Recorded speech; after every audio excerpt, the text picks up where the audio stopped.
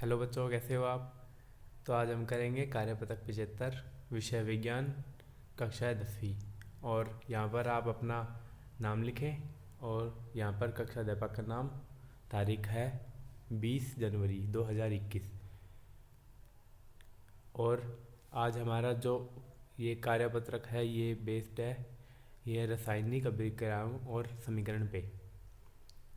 तो इसमें चर्चा की गई है द्विस्थापन अभिक्रिया के ऊपर। इस अभिक्रिया में उत्पादों का निर्माण दो यौगिकों के बीच आयनों के आदान प्रदान से होता है। उदाहरण: sodium sulphate plus barium chloride, it gives PaSO4 plus 2NaCl। यानी यहाँ पे ये कह रहा है कि दो आयनों के बीच में आदान प्रदान जब होता है उसे द्विस्थापन अभिक्रिया कहते हैं। और उदाहरण इसने दिया हुआ है, सोडियम सल्फेट और बेरियम क्लोराइड जब मिक्स किए जाते हैं तो ये क्या प्रोडक्ट देते हैं, BaSO4 प्लस 2NaCl। और इनको मिलाने पे बेरियम सल्फेट जो है ये देता है एक सफ़ेद अवैल्य अवक्षेप। और इसे इसलिए अभिक्रिया को कहते हैं अवक्षेपण अभिक्रिया भी कह देते हैं इसको। और बाद में इसने बात की है कि अपचयन और उपचयन अभिक्रियाएँ क्या होती है। उपचयन अभिक्रिया होती है जिसमें ऑक्सीजन की वृद्धि होती है या फिर हाइड्रोजन निकलते हैं और हाइड्रोजन जुड़ते हैं और ऑक्सीजन निकलते हैं। उस अभिक्रिया को अपचयन अभिक्रिया कहते हैं। और जिस अभिक्रिया में ये दोनों एक साथ घटित हो उसे रेडॉक्स अभिक्रिया भी कहते हैं। उदाहरण के लिए इन्होंने दिया हुआ है CuO plus H2, it gives Cu plus H2O। इसमें कॉपर ऑक्साइड CuO कन्वर्ट हो रहा है Cu में, यानी ऑक्सीजन निकल रहा है। ऑक्सीजन का निकलना इसका मतलब अब अपचयन हो रहा है। और H2 है उसके साथ ऑक्सीजन जुड़ रहा है तो इसके साथ क्या इसमें क्या हो रहा है, ऑक्सीडेशन हो रहा है। तो इसमें नीचे लिखा भी हुआ है, इस अभिक्रिया में CuO का अपचयन हो रहा है तथा Cu और H2 का उपचयन हो रहा है H2O में। और अब अपने पास दिया हुआ है अभिकथन और कारण। दो कथन दिए जाते हैं, एक अभिकथन A और एक अन्य कारण A है। इन प्रश्नों के सही उत्तर का चयन कोड ABCD से नीचे दिए अनुसार करिए। तो इसमें अब पहले दिया हुआ है अभिकथन। एक अभिक्रिया में यदि एक अभिकारक उपचयित होता है तो दूसरा अभिकारक अपचयित होता है। एकदम सही बोला हुआ है। और कारण दिया हुआ है कि किसी रेडॉक्स अभिक्रिया में उपचयन तथा अपचयन दोनों साथ में होते हैं।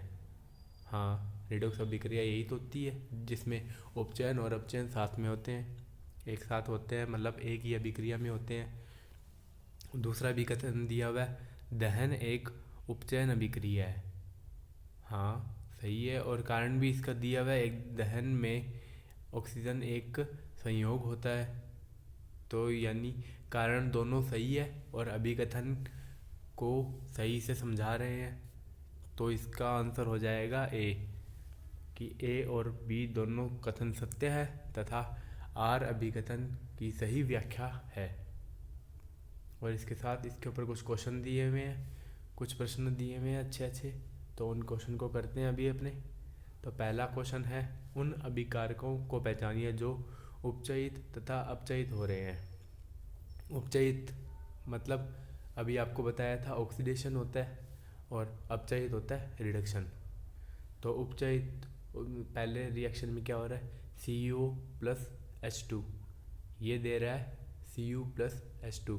तो Cu कन्वर्ट हो रहा है, CuO कन्वर्ट हो रहा है Cu में। तो क्या हो रहा है, ऑक्सीजन निकल रहा है।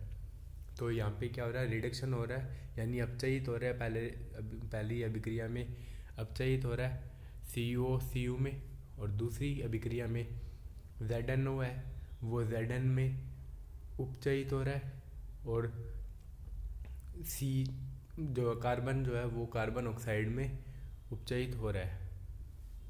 और दूसरा क्वेश्चन है, जब सोडियम सल्फेट तथा बेरियम क्लोराइड के जलीय विलयनों को आपस में मिलाया जाता है तो वह, फिर उसके बाद कुछ अपने को ऑप्शन दिए हुए हैं। ये तो अपने को अभी ऊपर दिया हुआ था कि क्या होता है। यहाँ पर एक बेरियम सल्फेट के सफ़ेद अविल्य अवक्षेप का निर्माण होता है। यही अपना आंसर आ जाएगा, अविल्य अवक्षेप का निर्माण होता है सफ़ेद कलर के, और ये इसका आंसर हो जाएगा। और तीसरा क्वेश्चन है, जब पोटेशियम आयोडाइड के विलयन को लेड नाइट्रेट विलयन के परीक्षण नली में डाला जाता है तब अवक्षेप बनता है, वो बताना है। तो यहाँ पे अवक्षेप यौगिक का नाम लिखिए और अवक्षेप का रंग बताइए। तो यौगिक का नाम तो हो जाएगा लेड नाइट्रेट, उसका फॉर्मूला होता है PbI2, और अवक्षेप का रंग पूछा है इस वाले क्वेश्चन में, वो हो जाएगा पीला कलर, येलो कलर। तो ये इसका आंसर हो जाएगा। और चौथे क्वेश्चन में पूछा इसने, निम्न अभिक्रिया में 3MnO2 + 4 part of aluminium it gives 3 part of magnesium + twice of Al2O3।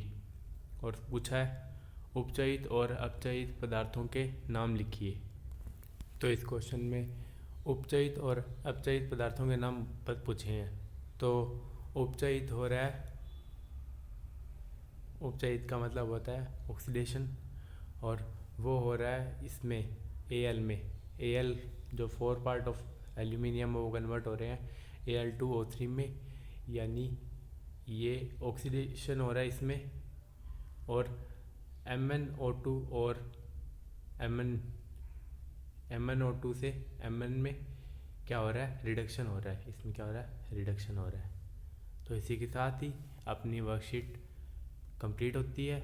अगर आपको ये क्वेश्चन सही से समझ आए हो तो इस वीडियो को लाइक करें, सब्सक्राइब करें चैनल को, और अपने फ्रेंड्स के साथ भी शेयर करें ताकि उनकी भी वर्कशीट कंप्लीट हो पाए। Thank you.